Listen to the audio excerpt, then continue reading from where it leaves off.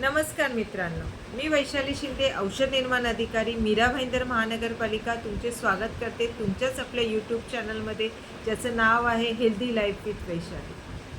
आज आपण एनकॉसच्या महत्त्वाच्या टप्प्याविषयी बोलणार आहोत. एनकॉस हे नाव घेतल्यावरच किती उत्स्फूर्त वाटतं ना हो. चला तर मग लागूया तयारीला. सर्वप्रथम करूया स्वतःची इंटरनल असेसमेंट. कशी करतात बरे? सर्वात प्रथम चेकलिस्ट तयार करून घ्या. चेकलिस्ट पहिले डाउनलोड करून घ्या. MOHFW या साईटवरून तुम्हाला चेकलिस्ट डाउनलोड करायच्या आहेत. 12 चेकलिस्ट आहेत.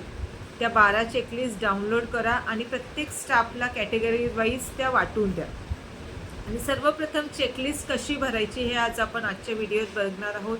त्यांना मार्क्स कसे द्यायचे, चेकलिस्टमध्ये काय काय पॉईंट्स भरायचे असतात आणि चेकलिस्टच्या नुसार आपण रजिस्टर कसे मेंटेन करायचे, स्टाफ इंटरव्ह्यूसाठी कसं प्रिपेअर करायचं, पेशंट इंटरव्ह्यूमध्ये कोणते प्रश्न विचारले जाऊ शकतात, ऑब्झर्वेशनमध्ये काय काय ऑब्झर्वेशन बघितले जाऊ शकते, हे सगळं आपण आजच्या व्हिडिओमध्ये बघणार आहोत.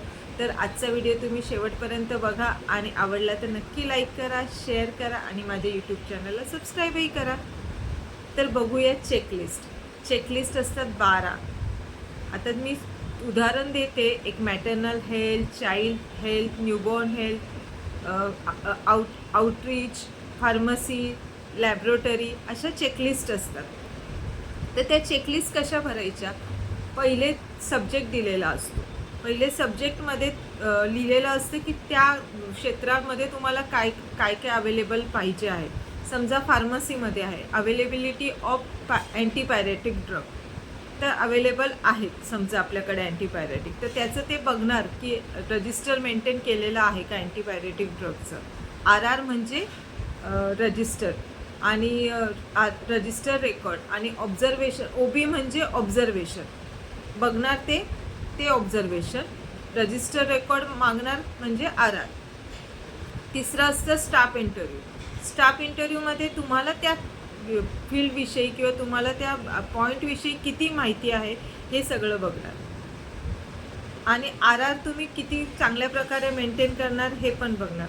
आता जर तुमच्याकडे हे सगळं असेल, स्टाफ इंटरव्ह्यूमध्ये पण तुमचे पॉईंट्स व्यवस्थित असतील, RR पण मेंटेन असेल, ऑब्झर्वेशन पण तुम्ही त्यांना ऑब्झर्वेशन करायला तुम्ही सगळं अवेलेबल करून दिलेलं असेल, तर तिथे 2 मार्क द्यायचे, पूर्ण मार्क येणार. जर तुम्हाला असं वाटते की याच्यात काहीतरी कमतरता आहे, इथे अजून 50%च काम झालेलं आहे, 50% काम नाही झाले, तर तिथे 1 मार्क द्यायचा. आणि जर तुम्हाला असं वाटलं की हे आपल्याकडे नाहीच आहे, हे आपण करतच नाही आहेत, हे रजिस्टर पण मेंटेन केलं नाही आहे किंवा ऑब्झर्वेशनसाठी इथे काही पोस्टर पण लावलेलं नाही आहे किंवा विंडो मेंटेन केलेली नाही आहे, तर तिथे 0 मार्क द्यायचा. आणि 0 मार्क दिल्यावर तो पॉईंट तुमच्या गॅप शीटमध्ये आला पाहिजे. असं एक गॅप रजिस्टर बनवायचं आहे की जिथे जिथे तुमचे 0 मार्क आहेत त्या सगळे पॉईंट तुमच्या गॅप रजिस्टरमध्ये आले पाहिजे. गॅप रजिस्टर कसं भरायचं हे मी तुम्हाला नेक्स्ट व्हिडिओमध्ये सांगणार. तर 0 पॉईंट दिला आहे तर तो तुमचा गॅप झाला आणि तुम्हाला त्याच पॉईंटवर काम करायचं आहे. आणि जिथे 2 मार्क दिले ते तुम्हाला फक्त पुढे पुढे मेंटेन व्यवस्थित करत जायचं. आणि 1 मार्क दिला आहे तिथे तुम्हाला जिथे 50% काम बाकी आहे ते 50% काम तुम्हाला पुढे करून टाकायचं आहे. तिथे परत 2 मार्क येतील तुमचे पुढच्या असेसमेंटमध्ये. तर अशी करून तुम्हाला 2-2 मार्क, 1 मार्क आणि 0 मार्क असे करून तुम्हाला मार्किंग करायची आहे. असे तुम्हाला 12 चेकलिस्टचे मार्क्स द्यायचे आहेत. त्याच्यानुसार प्रत्येक चेकलिस्टचे वाईज पर्सेंटेज निघणार. असे पर्सेंटेज तुम्हाला अबोव 70% आले तर तुमची असेसमेंट लागणार. मग ती डिस्ट्रिक्ट असो, स्टेट असो, त्याची जी पायरी आहे त्याच्यानुसार ती असेसमेंट लागणार. आत्ता मी तुम्हाला एक सोपी पद्धत सांगते की चेकलिस्ट भरल्यावर आपल्याला कुठले रजिस्टर मेंटेन करायचे आणि त्याची आपण लिस्ट कशी काढू शकतो. आता तुम्ही वाचलं आहे पॉईंट अवेलेबिलिटी ऑफ अँटीपायरेटिक ड्रग, तर याच्यामध्ये कोणतं रजिस्टर असणार बरं? ड्रग रजिस्टर असणार ना. ड्रग रजिस्टर जे स्टॉक रजिस्टर मेंटेन करतात फार्मसी ऑफिसर, ते ड्रग रजिस्टर असणार. मग तिथे पुढेच त्या पॉईंटच्या पुढे लिहून ठेवायचे की ड्रग रजिस्टर. आणि ड्रग रजिस्टर लिहिल्यावर तुम्ही बघायचे की ते अवेलेबल आहे की नाही आहे. ज्या ज्या सेक्शनमधला जो कर्मचारी असेल त्याने ते भरायचं आहे. समजा ड्रग रजिस्टर अवेलेबल आहे तर येस म्हणून लिहायचं. मग तुम्हाला त्या रजिस्टरचं नावही मिळतं आणि ते अवेलेबल आहे का तेही मिळतं. दुसऱ्या पॉईंटमध्ये समजा एखादं पोस्टर लावलेलं नसेल, एखादा विंडोवर एखादं टायमिंग ANC क्लिनिकचा टायमिंग समजा ANC क्लिनिकचा टायमिंग डिस्प्ले केला नसेल, तर तिथे आपण 0 मार्क दिला डिस्प्ले. तर इथे ऑब्झर्वेशन नॉट अवेलेबल असं लिहिलं तर तुम्हाला ते समजून जाईल की कुठे गॅप भरायचा आहे, कुठे रजिस्टर मेंटेन करायचं आहे.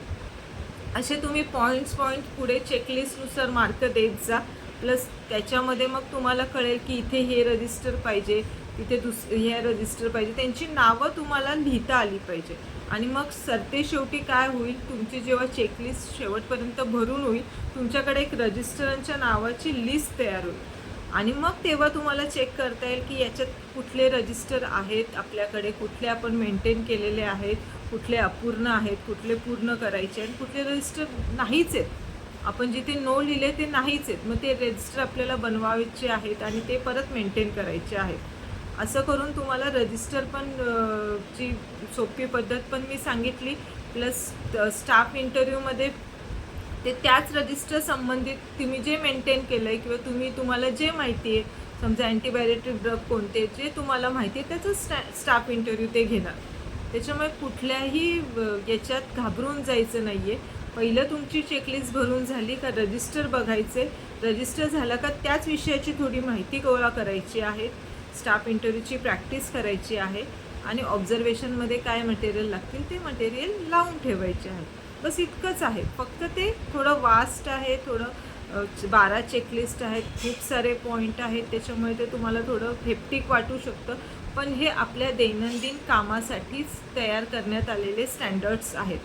त्याच्यामुळे तुम्ही जे काम करताय ते पूर्ण पद्धतीने आणि चांगल्या दृष्टिकोनातून, जेणेकरून पेशंटला चांगली सोय होईल, जेणेकरून जे चेकिंगला येतात त्यांना डेटा व्यवस्थित मिळेल, तुम्हाला काम करण्यामध्ये सुसूत्रता येईल. हे सगळं करण्यासाठी हे नॅशनल क्वालिटी ॲश्युरन्स स्टँडर्ड बनवलं गेलं आहे. त्याच्यामुळे याच्यात काही तुम्हाला वेगळं बर्डन नाही आहे, वेगळं काही काम नाही आहे. हे तुम्ही करत असलेल्या कामाचाच शिस्तपूर्ण योग्य पद्धतीने ठेवण्यात आलेला प्रकार आहे. सो हे तुम्हाला आता कळलंच असेल चेकलिस्ट कशी भरायची आणि RR म्हणजे काय, स्टाफ इंटरव्ह्यू म्हणजे काय, ऑब्झर्वेशन म्हणजे काय, पेशंट इंटरव्ह्यू म्हणजे काय. पेशंट इंटरव्ह्यू राहिलं आपल्याला सांगायचं. पेशंट इंटरव्ह्यूमध्ये तुम्ही जे काम केलं, जो पॉईंट आहे त्याच्यात काही जिथे PI लिहिलं आहे पेशंट इंटरव्ह्यू, तिथे ते पेशंटला विचारू शकतात की हे तुम्हाला सर्व्हिस प्रोव्हाइड केली होती का. तर मग पेशंटने हो सांगितलं तर तुम्हाला तिथे मार्क मिळतात. पेशंट जर नाही बोलला तर तिथे तुमचे मार्क कमी होतात. हे झालं पेशंट इंटरव्ह्यू. तर अशा प्रकारे तुम्ही चेकलिस्ट भरा. प्रत्येकाच्या डिपार्टमेंटची चेकलिस्ट त्यांना वाटून द्या, त्याचा आढावा घ्या, मीटिंग घ्या. आधी चेकलिस्ट वाटतानाही मीटिंग घ्या, चेकलिस्ट गोळा करतानाही मीटिंग घ्या. कुठले रजिस्टर कमी पडत आहेत तेही बघा. गॅपशीट भरा. गॅपशीटचा आपण एक वेगळा व्हिडिओ नवीन बनवणारच आहोत. पण चेकलिस्ट भरताना कुठलंच बर्डन घेऊ नका, कारण की तुम्ही तितक्या प्रामाणिकपणे ती चेकलिस्ट भराल, जितक्या प्रामाणिकपणे सगळे रजिस्टरचे पॉईंट्स काढाल, तितक्या प्रामाणिकपणे तुम्हाला पुढे जाण्यासाठी मदत होईल आणि कसलंही दडपण येणार नाही. त्याच्यामुळे लागायचं का तयारीला, तर चेकलिस्ट भरायच्या. तर सगळ्यांनी तयारी करा आणि चेकलिस्ट भरा. आणि काही अडचण असेल तर ती कमेंटमध्ये माझ्याबरोबर शेअर करा. मी तुम्हाला नक्की रिप्लाय देईन. पुढे तुम्हाला अजून काही प्रॉब्लेम्स असतील तर तेही मला सांगा, त्याच्यावरही मी वेगळा व्हिडिओ बनवेल. सो आज इतकंच आणि सगळ्यांनी तयारीला लागा चेकलिस्ट भरायला. थँक्यू. धन्यवाद.